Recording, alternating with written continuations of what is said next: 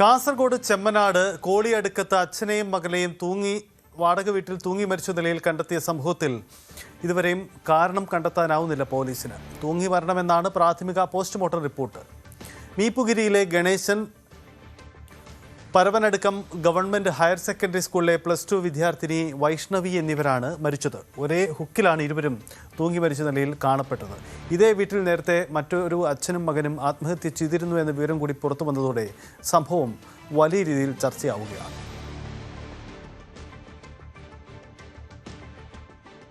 K V Baiju ചേരുന്നു. ബൈജു, ഇന്നലെ തന്നെ ഈ വാർത്ത വന്നപ്പോൾ ഇത് സംബന്ധിച്ച ദുരൂഹതാ സാധ്യതകൾ നമ്മൾ പങ്കുവെച്ചതാണ്. എന്താ ഒരു ഹുക്കിൽ മകളുടെ മരണം അത് കണ്ട അച്ഛന് വേദന സഹിക്കാൻ വയ്യാതെ അച്ഛനും ആത്മഹത്യ ചെയ്തു, അങ്ങനെ സാധാരണ രീതിയിൽ സംശയിക്കാം. പക്ഷേ ഇതിൻ്റെ ദുരൂഹതാ സാധ്യതകൾ, ഒരേ ഹുക്കിൽ തന്നെ രണ്ടുപേരും മരിക്കുന്നു. എന്ത് കാരണം കൊണ്ടാണ് കുട്ടിയുടെ മരണമുണ്ടായത്? എന്തായിരുന്നു മറ്റു സാഹചര്യം? ഈ കുടുംബാംഗങ്ങളൊക്കെ ആശങ്കകൾ പങ്കുവെക്കുന്നുണ്ടോ? പോലീസിൻ്റെ അന്വേഷണം ഇതിലെന്തെങ്കിലും ദുരൂഹതാ സംശയത്തിൽ തന്നെയാണ് ഇപ്പോൾ നിൽക്കുന്നത്?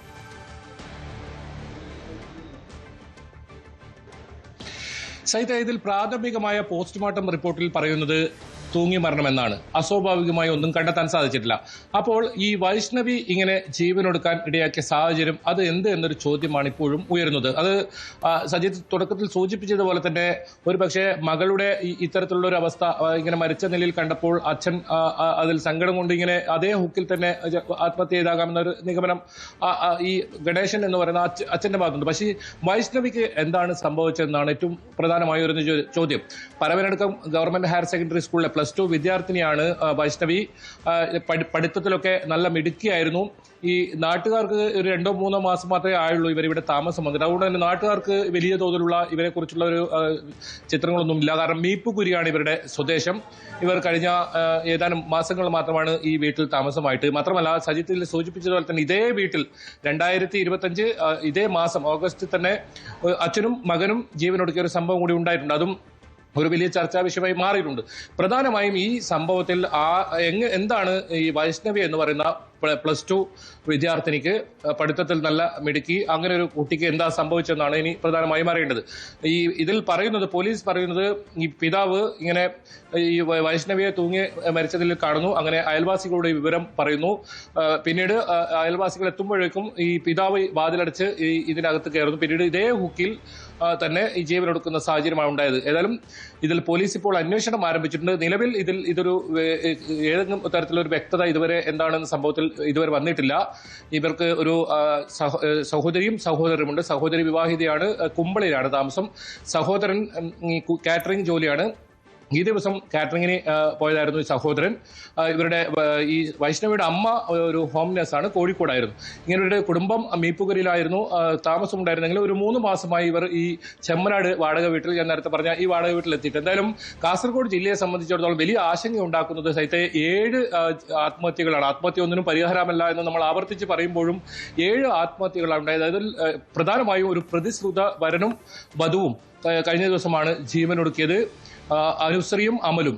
അതോടൊപ്പം ഒരു സർക്കാർ ഉദ്യോഗസ്ഥ കൂടി, അശ്വതി എന്ന് പറയുന്ന സർക്കാർ ഉദ്യോഗസ്ഥ കൂടി ജീവനെടുക്കുന്ന സാഹചര്യമുണ്ടായി.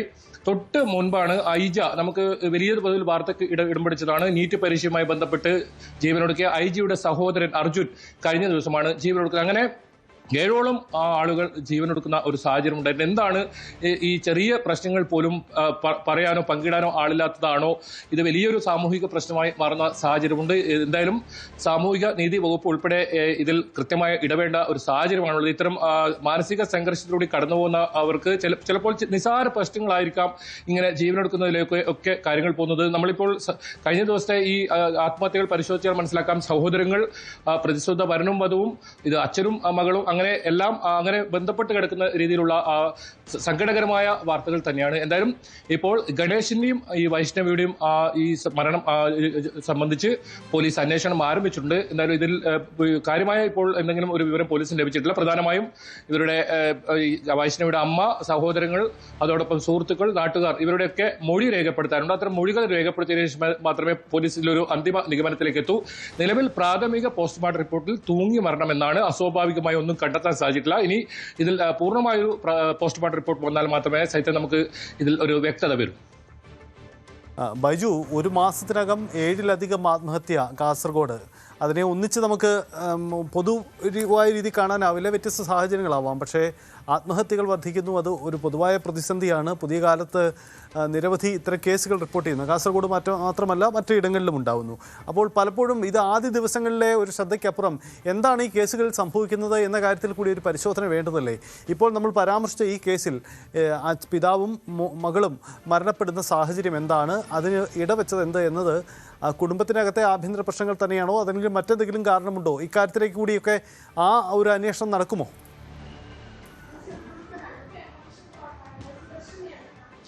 സൈത, വളരെ പ്രധാനമാണ് ആ കാര്യം. കാരണം ഇങ്ങനൊരു അത് പ്രതിശ്രുത വരനും വധുവോ അതല്ല വിവാഹിതയായ ആളുകളോ ഒക്കെ ആയാലും ഇത്തരം ആത്മഹത്യകൾ നടക്കുമ്പോൾ വലിയ വാർത്തയാകും. ഒരു ദിവസം മുഴുവൻ അത് ചർച്ചയാകും, അല്ലെങ്കിൽ 2 ദിവസം ചർച്ചയാകും. പോലീസ് അസ്വാഭാവിക മരണത്തിന് കേസെടുക്കും. പക്ഷെ പിന്നീട് ഇപ്പോൾ ഞാനീ പറഞ്ഞ എല്ലാ കേസുകൾ പരിശോധിച്ചാൽ പോലും ഇതുവരെ ഇതിലൊരു വ്യക്തമായ കാരണം എന്താണ് ഇങ്ങനെ ആത്മഹത്യ ചെയ്യാൻ എന്നത് സംബന്ധിച്ച് ഇതുവരെ കണ്ടെത്താൻ പോലീസ് സാധിച്ചിട്ടില്ല. പലപ്പോഴും ഇത്തരം കേസുകളിൽ ഈ വിവരങ്ങൾ നമുക്ക് എന്താണ് ഇതിന്റെ സത്യാവസ്ഥ എന്ന കാര്യം അറിയാറില്ല. അത് തന്നെ ആയിരിക്കാം ഒരു പക്ഷേ നമുക്ക് കൂടുതൽ ആത്മഹത്യകൾ തടയാൻ സാധിക്കുന്നതിലും പറ്റാതെ വരുന്നതെന്ന് വേണം മനസ്സിലാക്കാൻ. പോലീസിന്റെ ഭാഗത്തും തുടർച്ചയായ അന്വേഷണം ഉണ്ടായി. ഒരു കേസ് അതിന്റെ ഫൈൻഡിങ്സ് കൃത്യമായി എന്താണെന്നത് സംബന്ധിച്ച് കണ്ടെത്തിയാൽ മാത്രമേ കൂടുതൽ ആളുകൾ ഇത്തരത്തിൽ മാനസിക സമ്മർദ്ദത്തിലും ഒക്കെയുള്ള ആളുകളും ഒക്കെ ഈ രീതിയിൽ ഇതിനൊരു സമാധാനം അല്ലെങ്കിൽ ഒരു കൗൺസിലിംഗ് പോലുള്ള കാര്യങ്ങൾക്ക് ഏർപ്പെടുത്താൻ പറ്റും.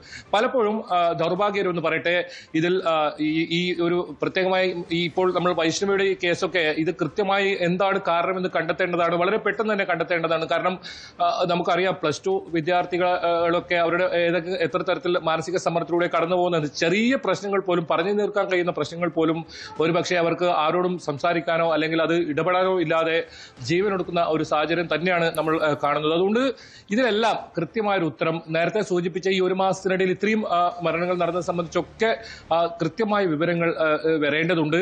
ഈ പ്രതിശ്രുത വരന്റെയും വധുവിന്റെയും പറയുകയാണെങ്കിൽ അവർ തലേദിവസം പോലും സംസാരിച്ചിരുന്നു. മാത്രമല്ല അവർ ബാങ്ക് ഉദ്യോഗസ്ഥരാണ്. ഡിസംബർ 26 ഇവരുടെ വിവാഹം നിശ്ചയിച്ചതാണ്. ഇത്തരത്തിലൊക്കെ സന്തോഷകരമായ ഒരു ജീവിതത്തിനിടയിൽ ഇവർക്ക് എന്താണ് വില്ലനായി വന്നത്, എന്താണ് അത് ഏറ്റവും പ്രധാനമാണ്. കാരണം അത് മറ്റുള്ളവർക്ക് ഇനി ഇത്തരം പ്രശ്നങ്ങളിലൂടെ കടന്നു പോകുന്നവർക്ക് പോലും അത് ആശ്വാസമാകും, അവരെ ജീവിതത്തിലേക്ക് തിരിച്ചു കൊണ്ടുവരാൻ പറ്റും. നമ്മൾ ഈ പാറ്റേൺ പരിശോധിച്ചാൽ ഈ ആളുകളെയൊക്കെ വയസ്സ് പരിശോധിച്ചാൽ ഭാവിയിൽ വലിയ പ്രതീക്ഷ വെച്ച് പുലർത്തേണ്ട അല്ലെങ്കിൽ അങ്ങനെയുള്ള ആളുകളാണ് ഇങ്ങനെ ജീവനൊടുക്കുന്നത്. ഏറ്റവും ദൗർഭാഗ്യകരം. എന്തായാലും വൈഷ്ണവിയുടെയും ഗണേശന്റെയും ഈ ഒരു സംഭവം സംബന്ധിച്ച് പോലീസ് അന്വേഷണം ആരംഭിച്ചിട്ടുണ്ട്. അപ്പോഴും എന്താണ് ഇതിന്റെ സംഭവം, ഈ ഒരു വൈഷ്ണവിക്ക് എന്തോ സംഭവിച്ചിട്ടുണ്ടെന്നത് ഉറപ്പാണ്. വൈഷ്ണവി ജീവനൊടുക്കിയതിന്റെ മനംനൊന്താകാം ഈ പിതാവ് ആയ ഗണേശൻ കൂടി ഇങ്ങനെ ജീവനൊടുക്കുന്ന സാഹചര്യം ഉണ്ടായെന്നാണ് പോലീസ് പറയുന്നത്. അപ്പോൾ വൈഷ്ണവിക്ക് എന്താണ് സംഭവിച്ചത് അത് കൃത്യമായി അറിയേണ്ടതുണ്ട്. മാത്രമല്ല ഈ വീട്ടിൽ നേരത്തെ ഉണ്ടായിരുന്ന അച്ഛന് പിന്നാലെ മകനും ജീവനൊടുക്കുന്ന സാഹചര്യം അത് എന്താണെന്നതും കാര്യമായി പുറത്തു വന്നിട്ടില്ല. അതും അന്വേഷിച്ച് കണ്ടെത്തേണ്ടത്. ഒരേ വീടാണെന്ന് ഓർക്കണം. ആ വാടക വീട്ടിൽ തന്നെയാണ് നേരത്തെ ഒരു മരണം നടന്നത്. അതും 2025 ഇതേ മാസം നടന്നൊരു മരണമാണ്. അതിലും ഉത്തരം കണ്ടെത്തിയിട്ടില്ല. പലപ്പോഴും ഇത്തരം കേസുകൾ നമ്മൾ റിപ്പോർട്ട് ചെയ്യുമ്പോൾ അത് 1-2 ദിവസം റിപ്പോർട്ട് ചെയ്യും. പിന്നീട് ഇതിന്റെ ഒരു വിവരവും പോലീസിന് ഒരുപക്ഷെ തിരക്ക് കാരണം ഇത്തരം അന്വേഷണം അത് പാതി വഴിയിൽ വെച്ച് പോകുന്നതായിരിക്കാം. പക്ഷേ ഇതിൽ കൃത്യമായ ഒരു കാരണം ഇത്തരം ആത്മഹത്യകൾ കണ്ടെത്തിയാൽ മാത്രമേ ഇനി കൂടുതൽ മാനസിക സംഘർഷത്തിൽ നിൽക്കുന്ന ഇതുപോലുള്ള ആളുകളെ ജീവിതത്തിലേക്ക് കൊണ്ടുവരാൻ പറ്റൂ. അല്ലെങ്കിൽ ഇത്തരം ആത്മഹത്യകൾ ഒന്നിനും പരിഹാരമല്ല എന്ന് നമ്മൾ ആവർത്തിച്ചു പറയുന്നത് അതുകൊണ്ട് തന്നെയാണ്.